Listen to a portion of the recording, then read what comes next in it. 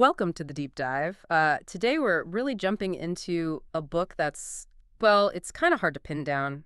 David Goggins' Can't Hurt Me. Yeah, it's intense. It's definitely his memoir, but it's also just packed with these really raw, almost brutal self-help ideas. Exactly. And I'm really interested in getting under the hood of how Goggins pulled off such a massive change, going from this incredibly difficult past abuse, being overweight, feeling hopeless, Yeah, to becoming who he is now. I mean, Navy SEAL, ultra marathon runner, this huge motivational figure. It's quite the arc. it really is. And our mission here Yeah. for this deep dive is to pull out those core insights from his story. Yeah.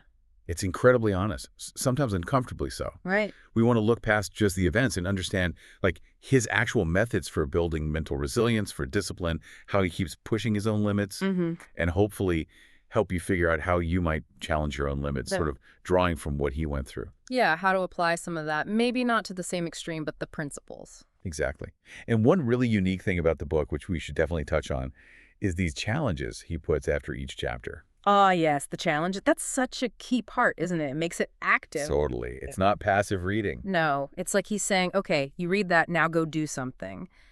It's an invitation to, well, get your hands dirty with your own transformation. Hmm.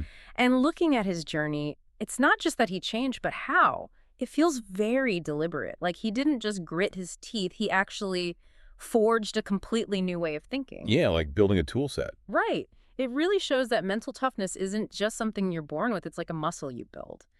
And what really hits me is his focus on total accountability. No excuses. None. And really embracing things that are uncomfortable.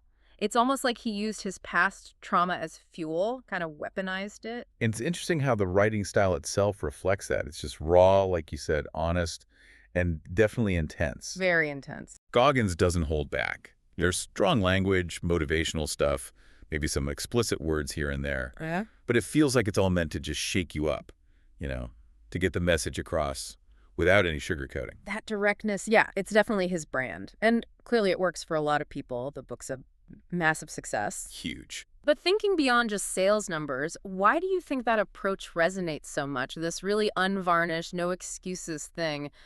Who is it connecting with? It seems like everyone from elite athletes to just, regular folks. That's a really good question. I think there are a few layers to it. First, it is a true story. Mm-hmm. And the rawness of his struggles, even though the results are extreme, makes parts of it surprisingly relatable. Mm-hmm. You see the humanity under the toughness. Exactly. Second, it feels practical. Those challenges we mentioned, they're not just vague ideas, they're concrete actions. Like the accountability mirror. Yeah, exactly. Write down your weaknesses, your insecurities, stick them on Post-its on your mirror, and face them every single day. Wow, that's confronting. It is. Or the cookie jar idea, remembering past successes, like storing them up Yeah. to help you get through whatever hard thing you're facing right now. Okay, yeah. So these are actual techniques for building that mental strength. Mm. And I think the third thing is just that unapologetic directness. In a world where maybe some self-help feels a bit soft, Gentle, maybe. gentle, yeah. Goggins just gives it to you straight. No coddling. I definitely see the appeal of that directness.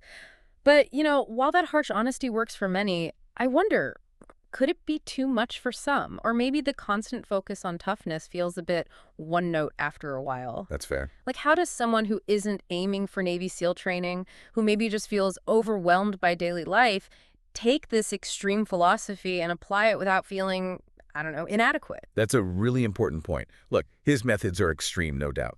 But I think the core idea isn't necessarily that you have to become David Goggins. Okay.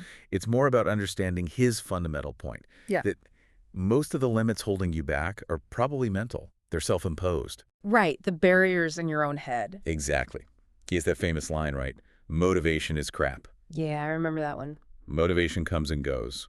When you're driven, whatever is in front of you will get destroyed. It's basically saying, don't wait to feel like it. Don't wait for inspiration. No. Build the drive. Cultivate this deep internal engine that just pushes you forward no matter how you feel. That's the real engine for change, according to him. That makes a lot of sense. It's about building grit, like you said earlier, not relying on fickle feelings. He has another really strong image for this.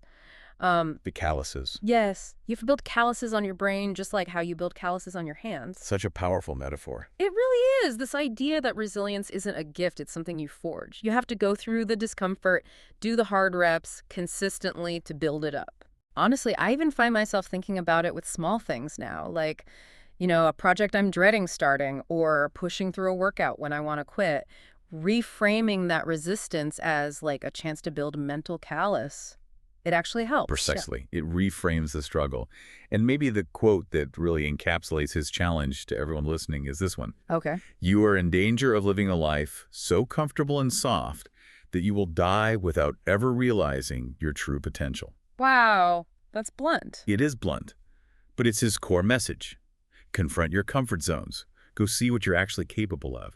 It's a stark call to action, but it underpins everything in the book. So wrapping things up a bit, what this all means for you, the listener, the heart of Can't Hurt Me, is really this message of extreme self-motivation. It's about the power of pushing way beyond what you think is possible. Right. It's a true story. It's got struggles you can probably relate to, even if the scale is different.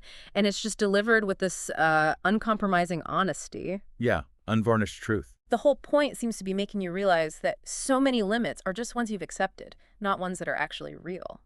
And if you connect his whole journey, overcoming really deep trauma, deliberately seeking out discomfort, building those calluses on the brain, if you connect that to the bigger idea of like self-actualization, it really hammers home that our biggest growth spurts often happen just outside our comfort zones. It's about choosing to step into that discomfort intentionally to find potential you didn't even know was there. Unleashing hidden capacity. Exactly. So maybe a final thought for you to consider.